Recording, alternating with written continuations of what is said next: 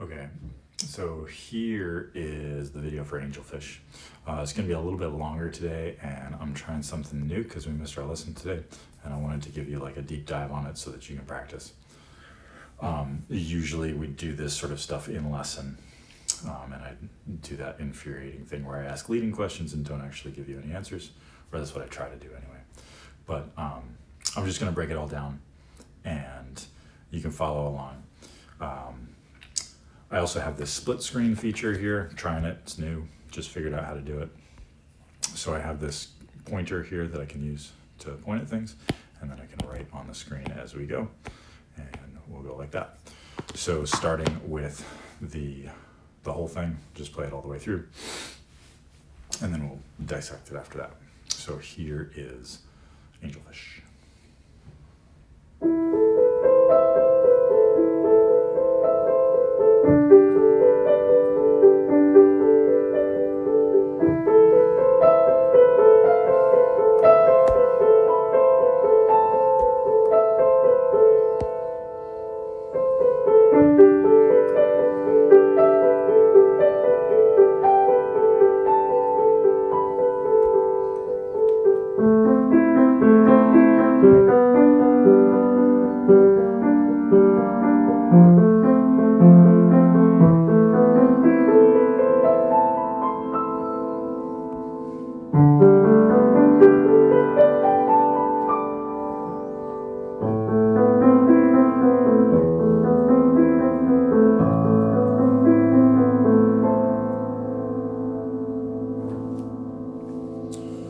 Okay, so as we talked about the other day, we have 5 sections of the piece. We have the A section, which goes from here to here. The B section starts here and goes for the rest of the first page, so 3 lines all together. And it's made of the same material as the A section, which is going to be sort of a theme for this piece. The next page has a short little section that's pretty visually different, right? That's kind of important to notice, right? You can see the pattern changes. That's a C section, is the next letter of the alphabet. And it's also made of similar material, a couple of variations. We have our D section right here, which is made of the exact same material as the A section, just flipped around and presented a little bit differently. D. And then we have our E section at the very end, which is also made of the same material as the A section, but it shows up again a little bit differently. So let's dive in. A section is made of 2 chords. We have an A minor chord, flipped over in second inversion, right? So here's our A chord. We flip it once, first inversion, and then we flip it again, second inversion, like so. A, C, and E. And the right hand has this little 3-note pattern that keeps going up and down and up and down. And that's just A, B, C, C, B, A, or 1, 2, 3, 3, 2, 1. The left hand is jumping over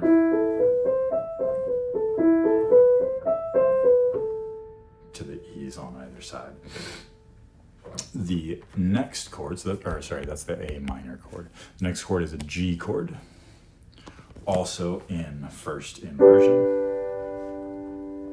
Here's our root position G chord. Flipped over once, flipped twice, and we have G, B, and D.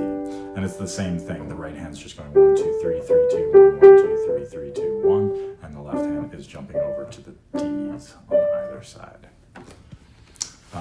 So here's that whole section all together a little bit slow. Ready, and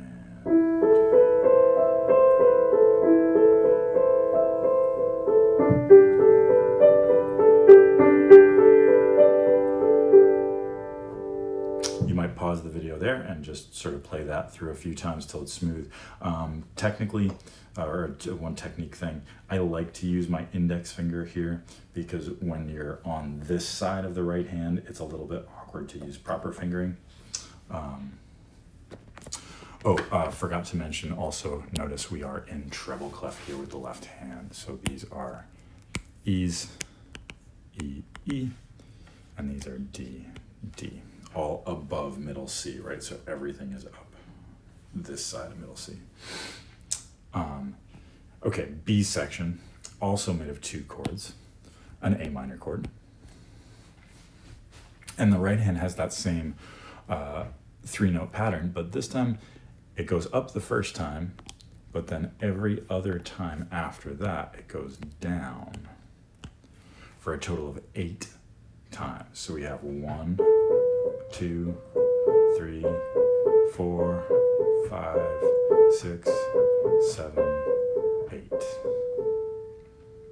And then in those little rests, the left hand is playing this sort of half note melody, which goes like this. E, E, F, E, B, A, E. One more time, that is E, E, F, E, B, A, E. Remember, we're treble clef, so it's all up above middle C. Put together, looks like this.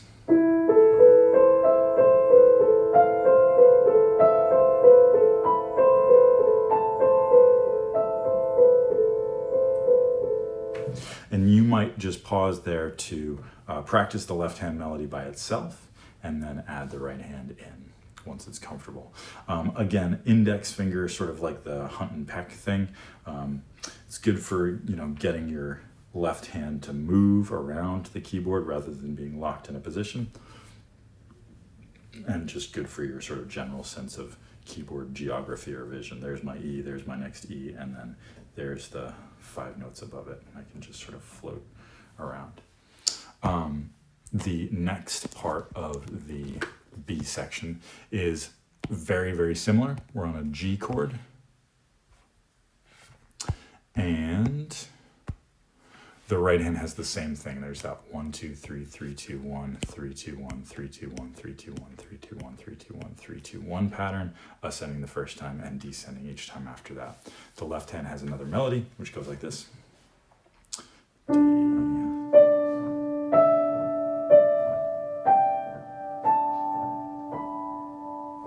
So that's D, D, E, D, G, A, B. Leaving the pedal down through that for effect. So it's nice ringing and open. So that's D, D, E, D, G, A, B. Look for sort of shape similarities in those two melodies. So the first one starts on the E octave and then up, down, and then does that little sort of descending phrase. The second one goes D octave, up, down, and then we have an ascending phrase. So once again, pause there, sort of get the hang of that left hand melody, and then put them both together, which might sound like this.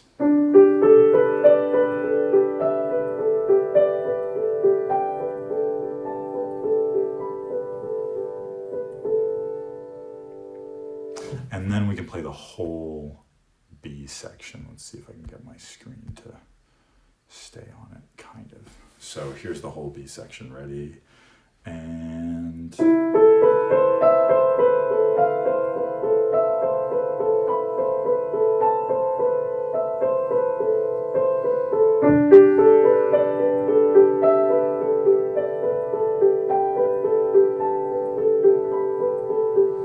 might take you a couple of tries.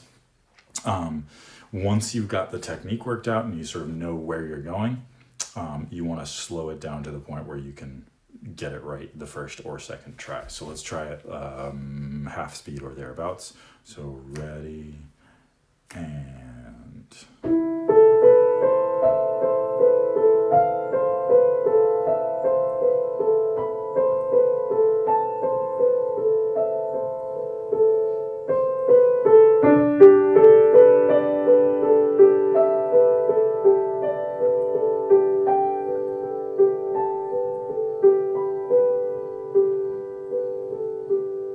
Actually kind of sounds nice at that tempo. It has sort of like an underwater feeling to it.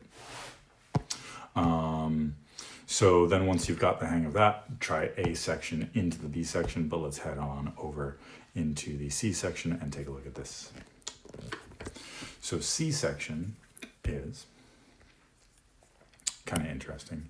So we have 3 notes here in the right hand, and then those 3 notes are repeated throughout the first measure. So we have an A, C, and then an E. And then we just have that same C, same A, same E, up and down.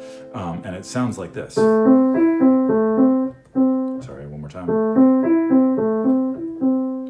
And you could play it like that with one hand, but they do this sort of split hand technique, which is fun, really. It's kind of tricky to get the feel for. I like to do this sort of like cat clawing the carpet motion, because one hand's coming up as the next one's going down, right? So you have to get one out of the way as the next one goes down. So just kind of like do this silently, right? So you're landing on C, E with the right hand, and then A, C with the left hand. Or you could try it like that. And then we have A, C, E, C, A, C, E, C. So we have our A minor chord again here. And then the next chord is G. So we have G, B, D, B, G, B, D, B. Yeah, that's fun. So we have G, B, D, B, G, B, D, B. Same technique. And you can actually take that technique and sort of practice it anywhere on the keyboard. Just an aside, with any piece of music, you'll run into technical issues, and the way to tackle it is to make an exercise out of it. So if this is challenging, you can take that same exercise and play it on the C chord, and then just like move it up the keyboard like this. D, E, F, G, A, B, C. Just make one of those little finger exercises out of it. And then it'll be easy by the time you bring it to the music. So we have it on A minor chord, and then a G chord. Our next measure has G, B flat, and D, and then the rest are the same. And take a second to figure out what kind of G chord that is. If you got G minor, you're right. Awesome job. And we have the same thing, same technique. The thing here is you got to come way up into the keyboard because your thumbs have to grab that black key. So I'm sliding my 2 middle fingers kind of into that space, and I can feel the black keys on either side. Right, so we have A minor, G, G minor, moving up into the keys, and then our next chord is an F chord. We have F, A, F, A, C. So let's mark those. We've got G minor, and then we have F. So the whole sequence is A minor, G, G minor, F, with the pattern.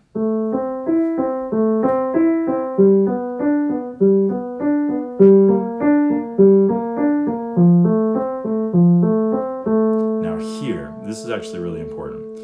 The next change, the first note of the D section, is this E right next to the F chord. So there's our F chord. And then this one note changes to an E. And all of a sudden, here we are back at that same A minor chord that we started with. And here's the beginning of the D section,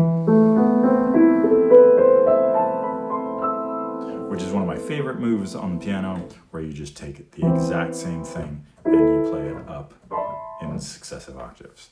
So it's E, A, B, C, E, A, B, C, E, A, B, C, E. On the page, that looks like this. Here's the 3 ABCs. And then we have E, E, treble clef, E, E, for 1, 2, 3, 4 E's.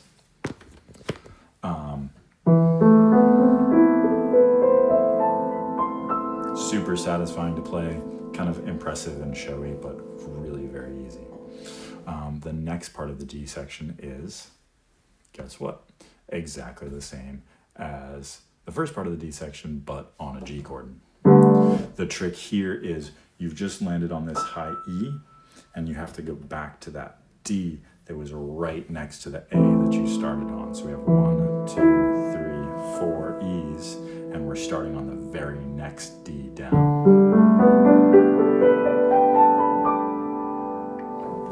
If you miss and get the wrong D,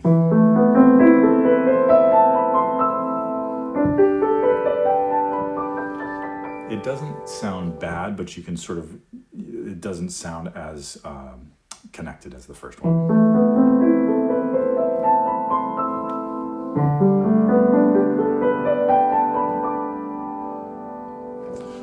So pause there, just get the hang of that. But again, once you realize it's just a hand over hand move, we're just taking the same material up the keyboard for 1, 2, 3, 4 E's, and then 1, 2, 3, 4 D's. Not super challenging, hopefully, if I've explained it well. Our E section goes like this.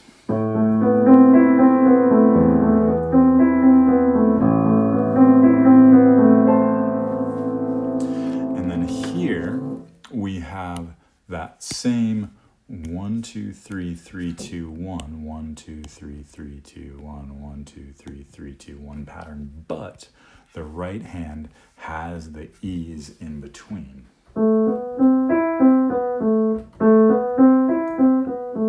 And the left hand has this A, E, A thing, super low on the keyboard, coming down here to the third A, 1, 2, third A on the keyboard, the lowest A on the bass staff, right there. And we go A, E, A.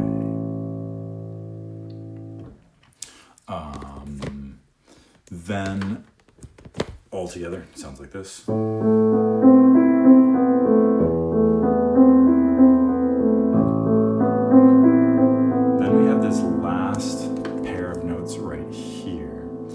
I like to do a left hand over with this, even though it's not indicated, just because my right hand's busy in this measure, my left hand's not doing anything, so why not get there early, prepare, and then I can play it in time.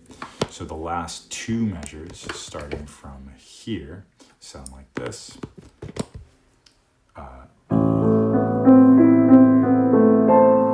And that's just a C and an A. Again, it's just an upside down A minor chord with the E left out. So here's the whole E section.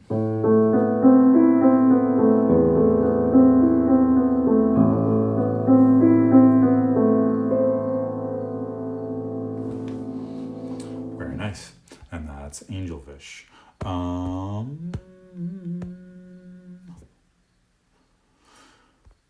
Okay, so you will probably have some practicing to do on each one of those sections. The challenge is going to be getting the hang of each section by itself, but then linking them together smoothly. So you can do that by practicing the A section, and then the B section, and then the A and B sections, right? So like you try to get through that whole first page smoothly. Then tackle the C section next, right? So we've got the C section here, and then maybe move ahead, right? Or try and link it back with the A and B sections, but you could do C, D, and E as a practice block, right? So you get the hang of the C section, then the D section, then link those together, and then the E section, and then link all three together, so you've got the whole second page, and then try to do the 2 pages together. Would be one strategy.